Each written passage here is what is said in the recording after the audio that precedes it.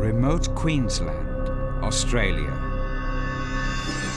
Here, a 100-million-year-old mystery is captured in stone. Thousands of dinosaur footprints, all pointing to one terrifying moment.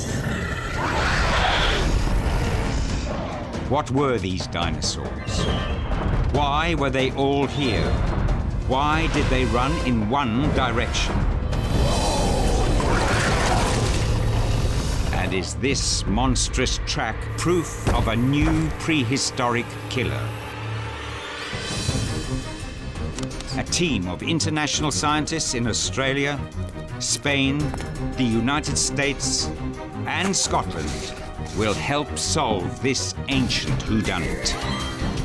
They scoured decades of research and used the latest technology, revealing new insights into dinosaur behavior. These unique footprints are the key to reconstructing the only known dinosaur stampede on the planet.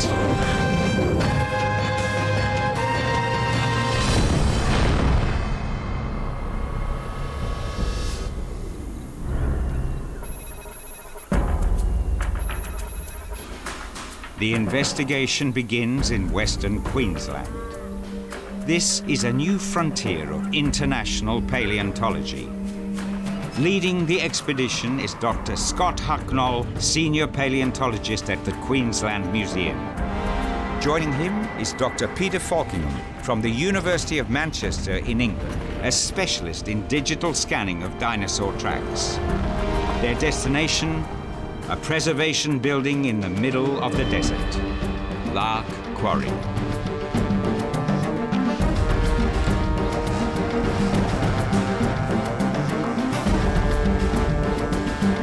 Protected inside this shed is one of the most remarkable dinosaur track sites scientists have ever discovered. Wow. That's a nice track site, isn't it? It's massive, absolutely massive. Etched deep in this track site, nature has captured evidence of hundreds of dinosaurs fleeing across mud in a stampede. There's just so many different types of tracks here, isn't there? Yeah, and different sizes, different impressions. When I walked into Lark Quarry for the first time and just saw the number of tracks, it takes a second or two for the brain to work out that all of these little marks are dinosaur tracks representing individual footfalls. Now you've got everything from these tiny little scratches down here, just 3 little scratch marks, to really deep impressions of just the toes. Our science detectives hope that in these exquisite footprints are the clues to help them solve the mysteries of this stampede. Who were all these small dinosaurs? Why were they here? And why did they run? It's like basically a crime scene where everyone's left the crime scene and all we have is their footprints. But this crime scene is extremely fragile. The surface that was once mud is now a powdery siltstone. To protect the evidence from cracking, Scott and Peter tread carefully as they take a closer look at a footprint that could be a critical clue. You can see that the little trackways are all going in this direction. Yeah. And then we see this very large one coming in the opposite direction. Something with big 3 toes, that to me spells a carnivore, a meat eater, a predator. The first 4 footprints of this monstrous prehistoric creature are over 2 meters apart. Then at step 5, the distance between the footfalls becomes dramatically shorter. Between steps 10 and 11, the dinosaur makes a sharp turn to the right and disappears off the trackway. When we look at Lark Quarry as a whole, and we have this big, meat-eating dinosaur moving straight towards where all these little dinosaurs have come from, that's just screaming out predator-prey interaction. A predator sparking a stampede as it hunts down prey. It's a great theory. But to prove it could be an almost impossible task. So there's the middle toe. We'll measure this to the heel. There are no bones of a predator big enough to fit this track in the Australian fossil record, and only skeleton fragments to compare with the smaller tracks. 107 centimetres. The truth is, in this country, dinosaur skeletons are extremely hard to find. Australia is so fundamentally different to every other continent because it's so flat. We've been so geologically stable, we haven't had these huge mountains pushing up the continent and allowing erosion to expose fossils. With no local skeletons as reference, our investigators will have to draw on fossil footprint research from all over the world.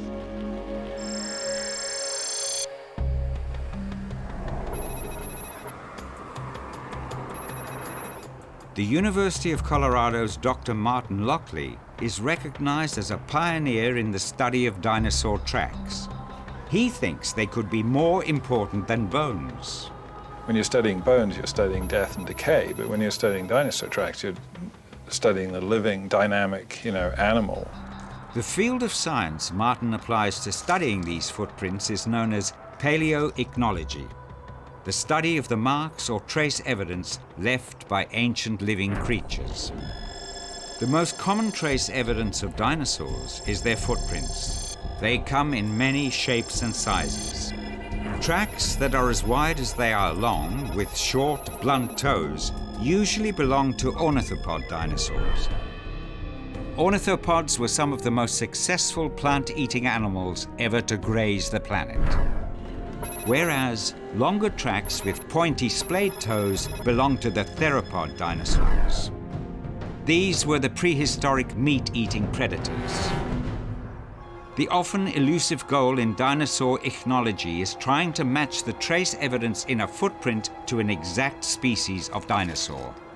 I actually call that the Cinderella syndrome. Just like the famous fairy tale of a prince fitting a slipper on his Cinderella. This is a very typical hind footprint. The toes are fairly wide and fleshy, and the whole track is also fairly wide. The width and length are about the same. So this is a fairly typical iguanodontid track. Iguanodontids were enormous plant-eating dinosaurs. The first full skeleton was assembled in Belgium in 1883. Early paleontologists depicted them as walking upright, with their front legs dangling in front of them. 87 centimeters. But a series of footprints Martin found challenges this theory. This is a right hind footprint and a right front footprint. And here's the next one, the left hind footprint and the little front footprint here. And stretching up to the next right hind footprint and the right front footprint. So that shows us that these ornithopods walked on all fours. This remarkable set of tracks is like a window into the past. They reveal exactly how iguanodons walked across this mudflat 110 million years ago. Fossil footprints are the nearest thing we have to movies of dinosaurs, and we've really learned a lot about dinosaur speed and dinosaur social behavior. So dinosaur footprints played a fundamental role in making dinosaurs more dynamic. This research is invaluable in the quest to solve one of the biggest mysteries of modern paleontology. What happened at Lark Quarry? When one dinosaur trackway can tell such a big story, our scientists are keen to find out what thousands of tracks can tell them. I've been to a number of track sites around the world, and this is one of the most diverse track sites I've ever seen. There's just so many different tracks. And that's absolutely fascinating because there's a lot of footfalls here to tell us about these animals. To map and analyze over 3,000 tracks is a massive task. But Dr. Peter Falkingham has a fast, high-tech solution. He is recording them using a LiDAR scanner. LiDAR is in its infancy in paleontology. It's only over the last few years that it's started to be employed, and it's really revolutionized how we're looking at tracks. A LiDAR scan is like a three-dimensional photocopy. It sends out a pulse of light that hits the surface of the trackway. In a split second, some of that light is reflected back and a single point on the trackway is recorded. By doing this tens of millions of times in a full 360 circle, we can get millions of points, each one representing a single point on the surface. By applying these new technologies, we can recreate a past scene from 100 million years ago, and that's really, really exciting for me. Meanwhile, Dr. Scott Hucknall's first assignment is possibly the most challenging. Searching for extremely subtle details in an ocean of evidence, he's on a mission to identify the small dinosaurs who made these tracks, the Cinderellas of Lark Quarry.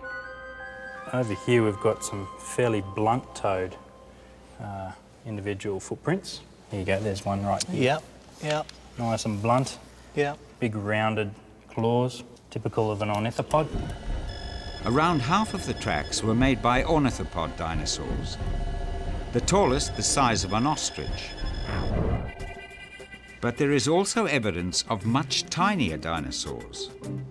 Over 1,000 partial tracks with splayed, pointy toes were made by creatures the size of a small chicken.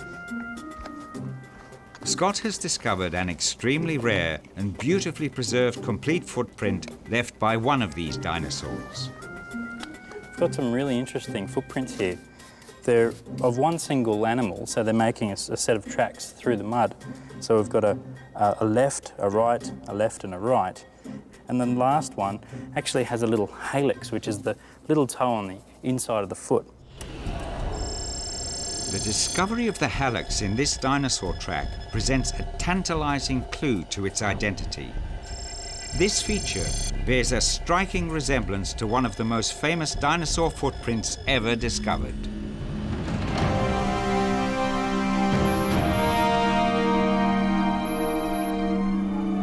Kept under wraps in this remote Rocky Mountains wilderness is a massive footprint.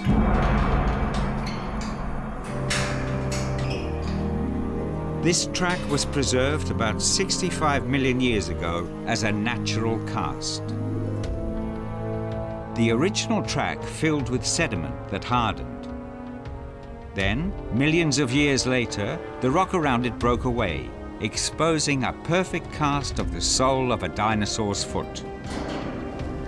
Dr. Martin Lockley is convinced he can identify the dinosaur that made it. It's got all of the classic features of a very large theropod. The track is about 33 inches long, 85 centimeters, much longer than it is wide. Has 3 toes, 1, 2, 3 here, and each one of these has a claw on the end. So there's one here, there's another one there, slightly broken off, and there's one here that kind of twists back. And then this is the very characteristic hallux. This hallux connects to the foot at an indentation just behind digit 2 and points away from the other toes. This is characteristic of a meat-eating theropod, and it was a clue that in 1993 helped identify a very special Cinderella. When I saw this hallux here, I thought, that's it. This is undoubtedly a large theropod. It's got to be. It's got to be a T-Rex, so that was really exciting. Tyrannosaurus rex, the infamous tyrant lizard of popular culture, was one of the largest carnivores of all time. It belongs to a diverse group of dinosaurs called coelurosaurs.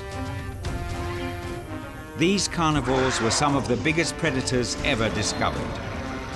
But certain fossils show some coelurosaurs also included fast, small, meat-eating dinosaurs. Could the track maker with the miniature hallux belong to this group of dinosaurs?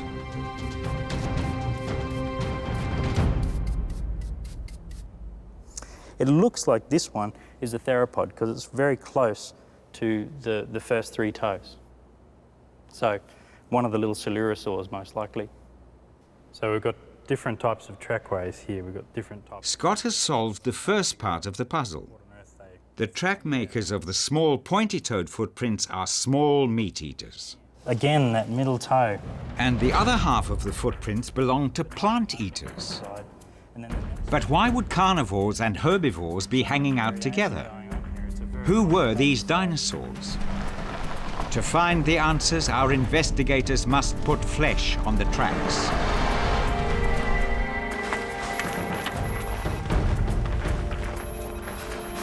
With no local skeletons for either of the dinosaurs, Scott and Peter consult a paleo artist.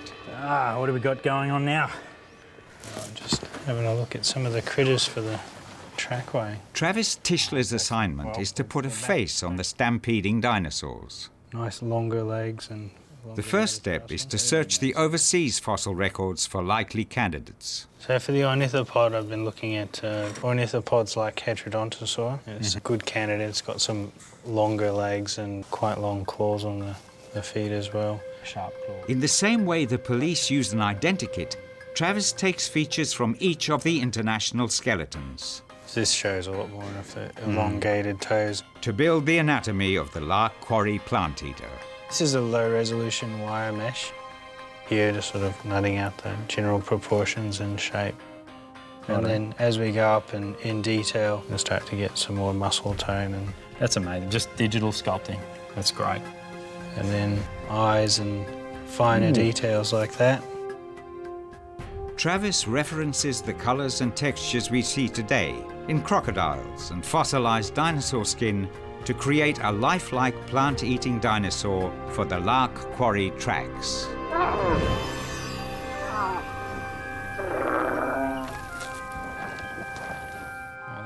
That's awesome. Next, Travis hunts down a skeleton to match the tracks of the small, meat-eating Coelurosaur. He finds a superb fossil from China that could be the perfect match. Very lightweight little animal and has this very long gracile feet and long gracile toes. Using this skeleton as his foundation, Travis now builds a model for the little Lark Quarry meat-eater. That really does reflect the trackways. It does. The tracks now have a face.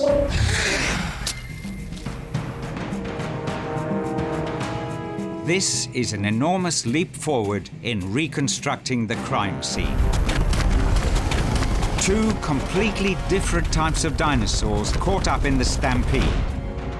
But this raises a new and intriguing question.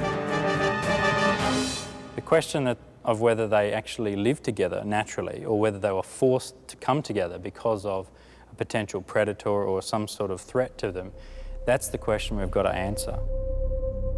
A dinosaur story embedded in a precious slab of rock found on a beach in Scotland could provide part of the answer.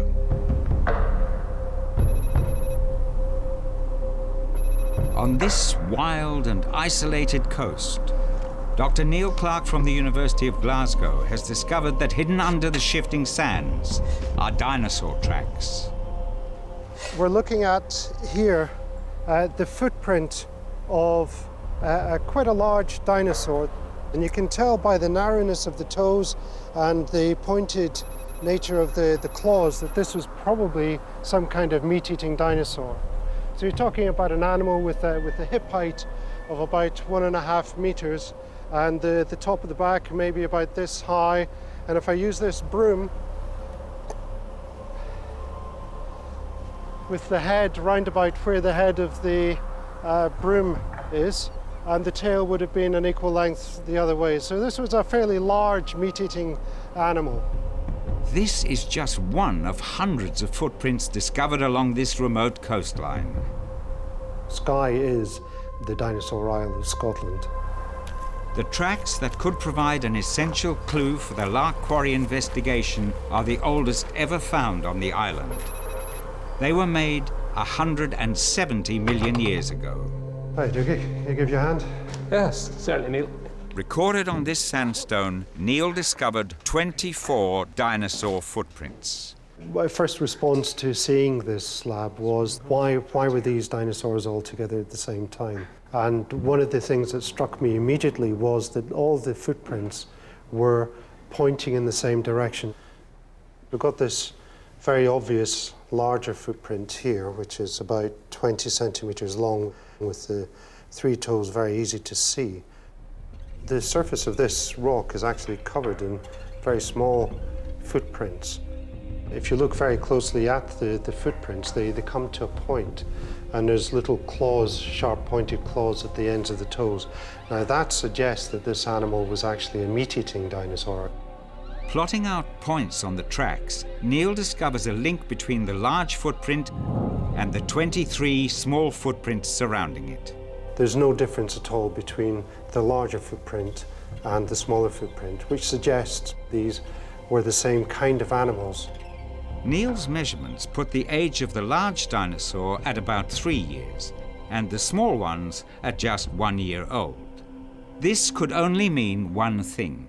The adults and the juveniles seem to live together in perhaps family groups for at least a period of time after they left the nest. Sketched in the rock, Neil believes is one of the rarest moments ever found of dinosaur behavior. It seems carnivorous dinosaurs were not just the lone vicious hunters of popular culture. The moment in time that these animals represent is a nurturing time. It's a family time, relaxed, intimate time with the dinosaurs, something that may not easily be represented in the fossil record. The Scottish finding of a devoted dinosaur mum travelling with her young ones could explain one of the big mysteries of the Lark Quarry dinosaurs. If you look at the number of footprints that you have at Lark Quarry, it does suggest that there may have been herds and family groups as well. Herding animals solves part of the mystery. It explains why there are different-sized footprints for dinosaurs of the same species. But it doesn't crack the case of why 2 different species, one carnivore, one herbivore, were found together at the crime scene. To find the answer to this question, the investigation heads into the heart of North America.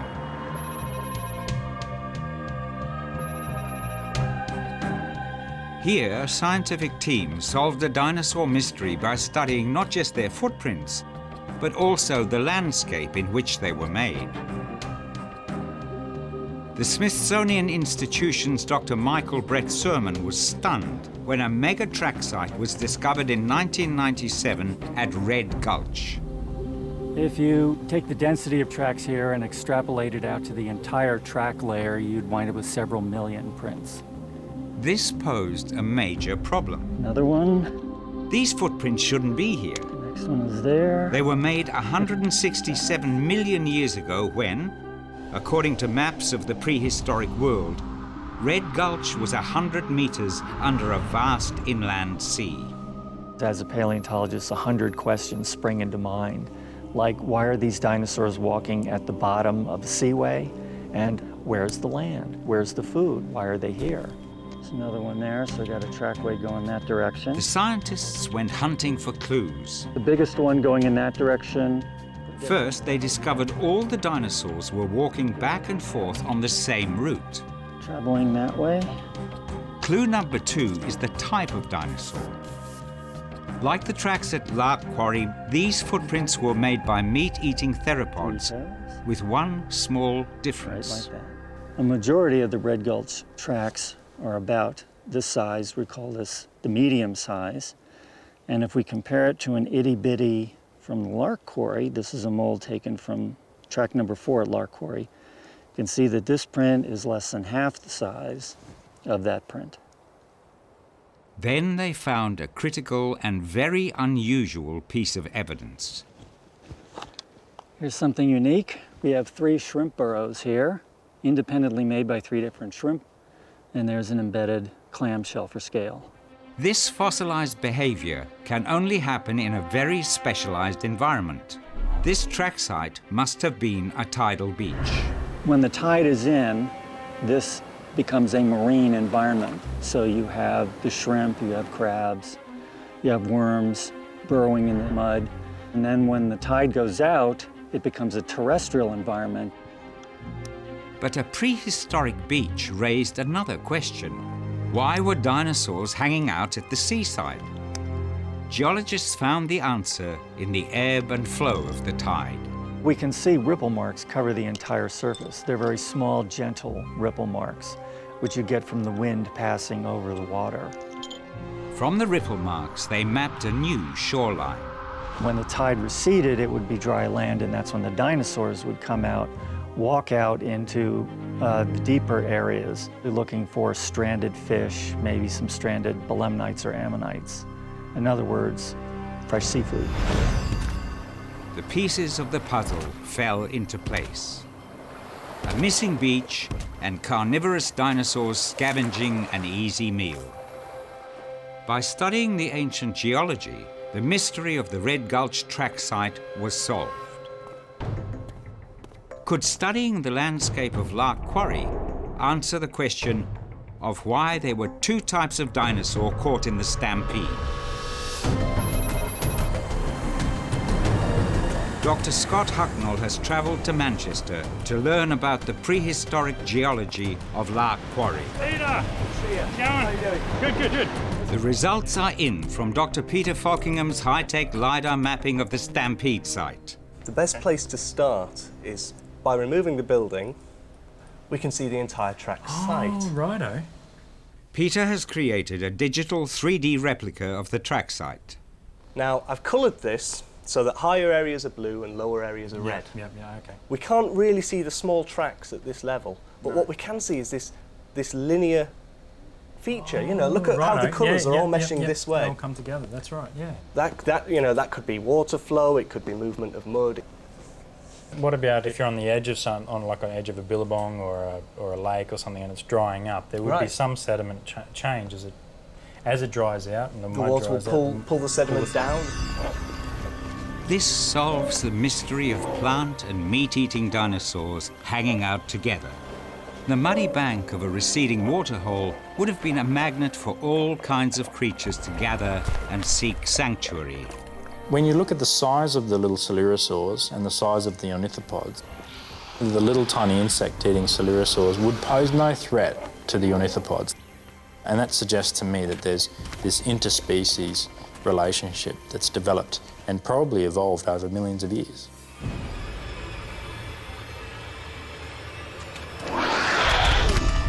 But on the morning of the Stampede, something broke this peaceful alliance.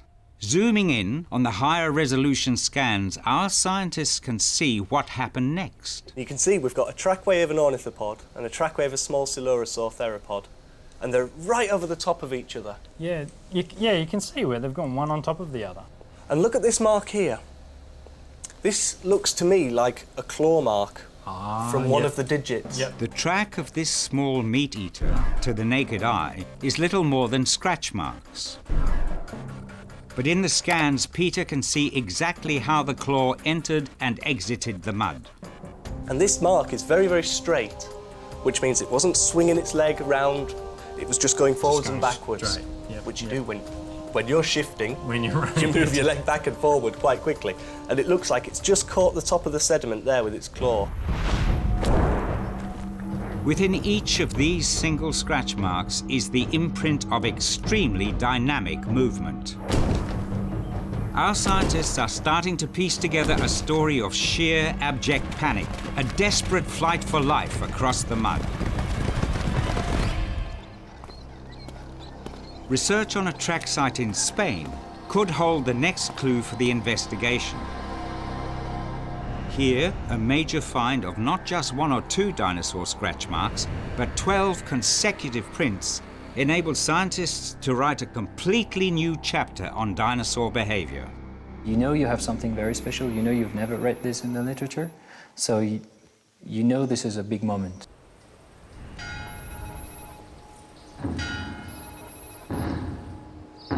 Dinosaur fever has hit northern Spain.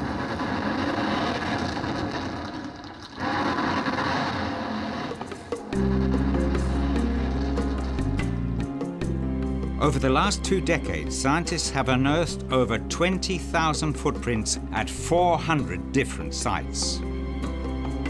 On mesure la trace ici. For Loic Costeur and Felix Perez Lorente, this track site at La Rioja is the most scientifically significant. Troisième doigt. First footprint that we have is here. So this is a series of grooves, as you can see. We have here 2 grooves, probably a third one here maybe. We have a second footprint here. We have a third footprint here, which is very, very nice, with 3 fingers. So you can see first finger of the animal, second finger of the animal, and the third finger of the animal, much smaller. This is a trackway made by a theropod dinosaur, pretty big in size because the strides and paces are pretty large as well. And the grooves are obviously very long, up to 60 centimeters. But this carnivorous dinosaur was not walking on land. 120 million years ago, this valley was a labyrinth of meandering waterways and lakes. Fossilized ripple marks surround the gouges made by the La Rioja predator. With the ripple marks, we can explain a body of water of about 3 meters, so I'm reaching about 2 meters 20, so you have to add another 80 centimeters on top of me to see how big the animal could have been. So this is pretty big, actually. Loic believes this massive predator leaving claw marks in the sediment of a lake 3 meters deep conclusively solves one of the fundamental mysteries of paleontology. What we always think from big terrestrial bipedal theropods is that they cannot go into the water because they're afraid of water. Could these big hunters swim? But with such traces, we know that it could also swim, hunt in water. This is sensational, I think, yeah. This was a major discovery. But then Loic and Felix realized the trace evidence held an even more sensational story. Repeated in every left and right track was a relationship between the dinosaur and the ripple marks preserved in the rock. The water current was coming in this direction, and the animal was trying to keep a straight path in this water current and was pushing hard on his right foot to try to keep this straight direction. This is also why the right footprints always show this, how can I say this? This S shape, actually, and the left footprint show these quite straight shapes. This new finding of a carnivorous dinosaur actively and confidently swimming was not possible to glean from a single track. It was only by analyzing the pattern of tracks that the scientists could reveal how this predator persistently paddled against the current.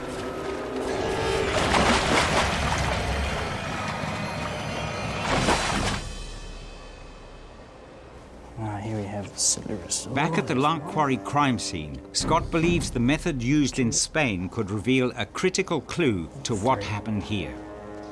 If he can find 3 consecutive footprints, he can calculate how fast the small dinosaurs were running. One of the small, little tiny footprints. First, he measures the length of the footprint left by one of the little meat-eaters. 45.6. Then he finds the length between the first left footprint and the second left footprint. The length is 71. This is the length of the dinosaur's stride. Scott enters the numbers into a dinosaur tracker's formula, the keystone of dinosaur ichnology. Paleontologists around the world have painstakingly compared dinosaur bones to thousands of dinosaur tracks. They have created a set of complex equations to measure the speed and hip height of dinosaurs from their footprints. A hip height of 32 millimeters. And we add in the stride length of 1.07 meters. And that, 14 kilometers an hour. That's really fast. It's very fast for a dinosaur. And that's confirmed when we look at all the other trackways on the site. A breakneck speed of 14 kilometers an hour is a critical piece of evidence.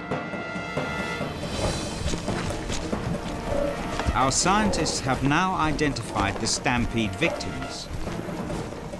They have experienced some of its chaos and terror. But the biggest question is still unanswered. Who done it? Are these monstrous footprints the trace evidence of the killer that sparked the stampede? There really isn't any doubt in my mind that something dramatic happened there. The fact that all of these little dinosaurs are absolutely going for their lives, running for their lives, and you have, amazingly, the potential evidence of this meat-eating dinosaur running down and chasing them. Okay, let's see if we can get a measurement off this middle theropod track. Yeah. Using the tracker's formula, Scott works out the hip height of the animal that would fit these tracks. To the back, we're about 50 centimetres long. Yep. So, going on the normal formulas, you've got 4 times the foot length or 5 times the foot length. So that's an animal with a hip height of about 2 to 2.5 metres. That's a big leg, isn't it? That's a big beast. We don't have anything like that in Australia. We haven't found any meat-eating dinosaurs that big yet. Well, we know they were here because of the tracks. Well, that's right.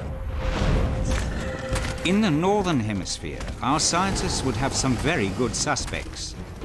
The baryonyx found in Europe averaged a 2.5 metre hip height. Or in North America, it could have been a small Tyrannosaurus. But in Australia, no big predators had been found that would fit the Lark Quarry tracks. That was until local cattleman Dave Elliott made a discovery that altered the future of Australian dinosaur science forever. For 3 generations, Dave's family have been grazing sheep and cattle on land not far from Lark Quarry. But farming these days takes a backseat to Dave's passion for fossils. My real interest came from my father, and he just picked up rocks all day. You know, he'd always come home and he'd have a pocket full of rocks, and they'd end up in Mum's washing machine, and she'd go crook, you know. And we started doing the same, just the same as Dad.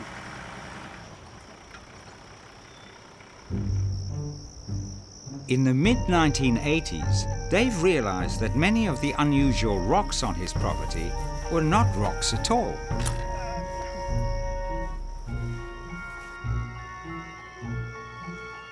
That, to the average eye, isn't identifiable as a dinosaur bone, but to me, that screams dinosaur bone. It's just a piece of vertebra, or probably the top of a rib where it joins a vertebra, but you can see that it's got a bit of what we call spaghetti bone in it. So it's pretty amazing, isn't it?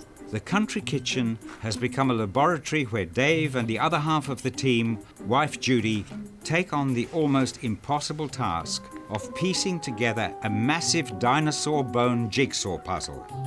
It can be a rather impossible quest, but as you get more familiar with the pieces, it just all seems to come together. You can see on this particular one here, that's got that triangle shape there. Now, I saw that same triangle shape there. And so once you're familiar with the pieces, you can just see it again and pick it up and it fits. It's hard to imagine these fragments could ever become this. This is a sauropod arm bone, a humerus. This was a very, very big animal because it should be out here a bit more. And that end there is also weathered right away as well, so. Dave and Judy showed this bone to paleontologists from the Queensland Museum. I was watching their reactions because I was thinking, you know, I wonder if this stuff is any good or what. Anyway, they got so excited about it, and that was really the turning point for me, that I realised that what we were doing did strike a chord with other people. Until then, it was just us doing our own thing. The paleontologists realised that Dave and Judy's property could be a dinosaur hotspot. Together, they decided to dig for skeletons. Day 1. Hopes were extremely high as they sunk the traditional trenches of a paleontology dig. But by day 6, they had hands covered in blisters and not a single dinosaur bone to show for them. Dave was still confident there were skeletons, but he suspected they were much deeper than the scientists were digging. The evidence for his theory is his rickety old fence. This post was put in about 120 years ago. And if you have a look up here, you can see the sapwood. Here you've got your sapwood here, and the sapwood's rotted off down here. And this is the original depth that this post was sunk into. And over the last 100 years, it's come up probably about this much. Dave thinks the post and dinosaur bones are being pushed up from beneath the ground because the soil in this country continually rotates. As the summer sun dries out the earth, the top metre of soil shrinks and cracks. When it rains, fine dirt is washed right down to the ancient layer of siltstone. The soil then rotates, washing under skeletons, cracking and dislodging single bones. Over thousands of years, fragments are pushed up to the surface.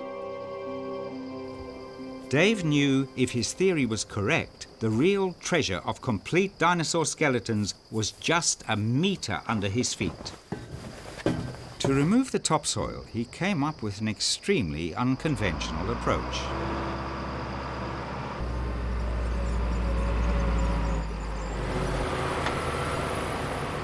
Within minutes, Judy spotted something special in the bucket.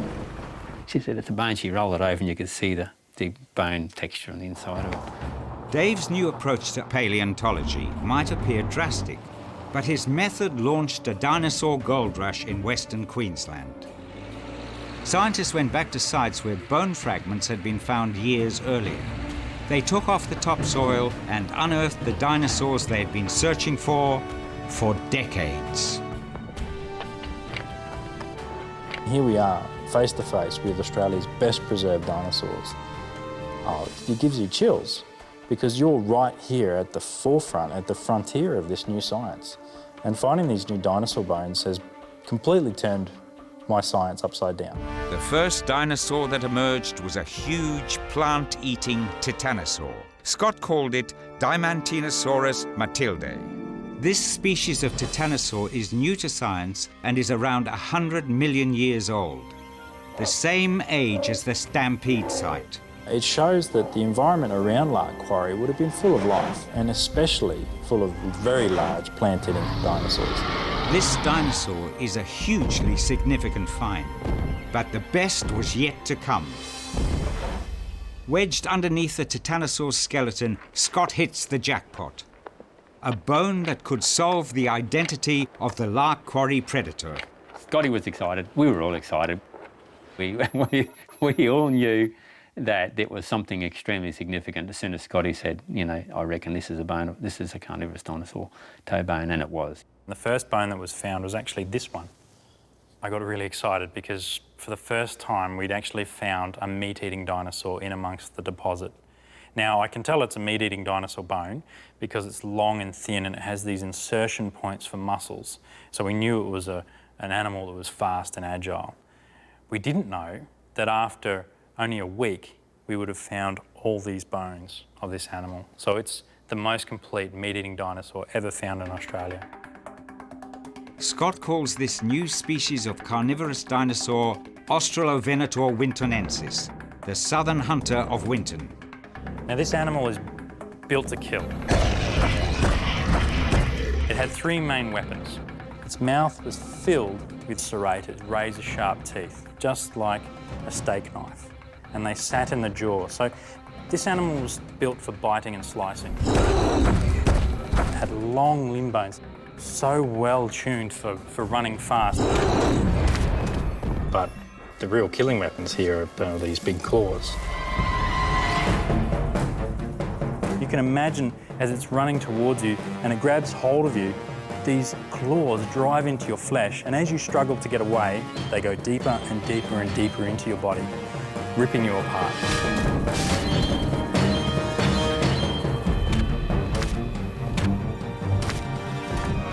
Scott is convinced this dinosaur is the final clue they need to solve the mystery of the Stampede.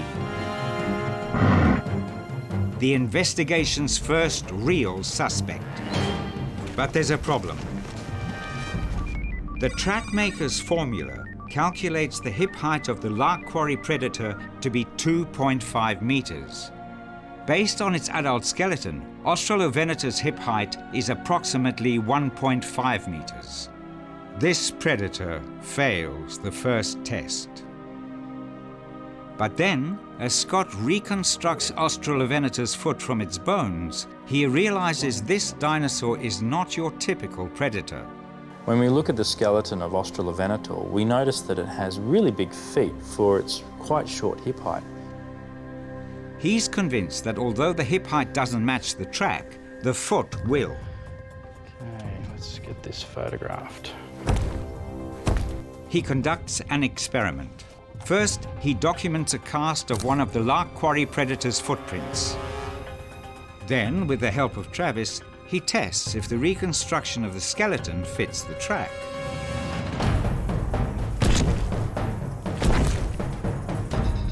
Scott is in luck. This predator has a very distinctive long middle toe.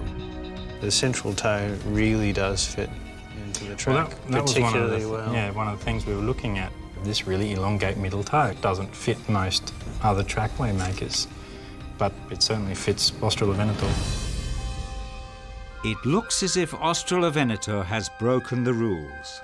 It is a new predator with a skeleton that does not follow the dinosaur tracker's hip height formula.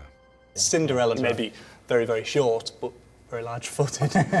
Not very. But the fact is, if it fits the shoe, or in this case, if it fits the track, that's something much more concrete to work with.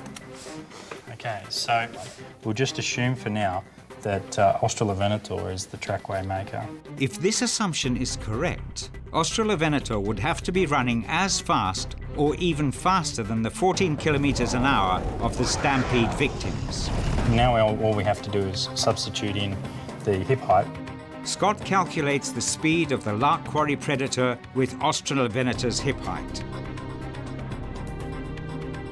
And the speed that Australovenator was going at is 17.54 kilometres an hour. At over 17 kilometers an hour, this killer was running faster than its prey. This thing's going at full speed, absolutely. Our science detectives are making a strong case that this new Australian predator caused the stampede. But they have only tested bone, not flesh. They decide to put their theory to the ultimate test. Travis is going to bring the leg of Australovenator back to life. He creates a digital replica, accurately wrapping flesh around the bones of the skeleton. This data is sent to master model maker Steve Rosewell. With a computer router to cut the polystyrene molds, Steve creates a 3D cast for the body part of this real Australian prehistoric predator.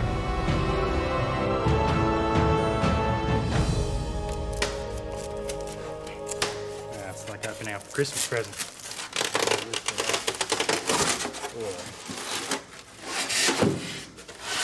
Pop it out. Ah, look at that. With the replica of the leg, Scott's going to do an experiment that is a world first. He's taking a dinosaur killer back to the scene of its crime. Scott insists Australovenator jumps one last scientific hurdle. Will its anatomically correct life-size foot fit the track? Let's see if the foot fits.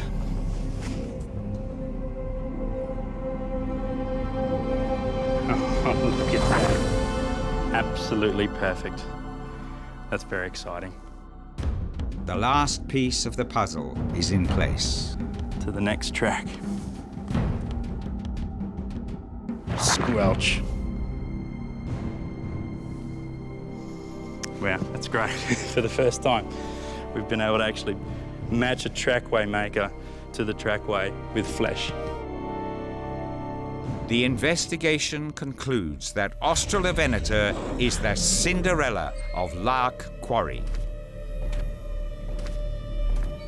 Finally, the world's only known dinosaur stampede can be brought back to life.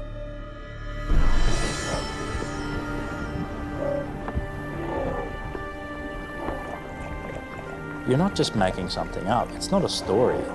These animals actually made those trackways. And we are applying as much scientific evidence as we can to bring these animals back to life so that everyone can understand the way these ancient animals lived, breathed and died.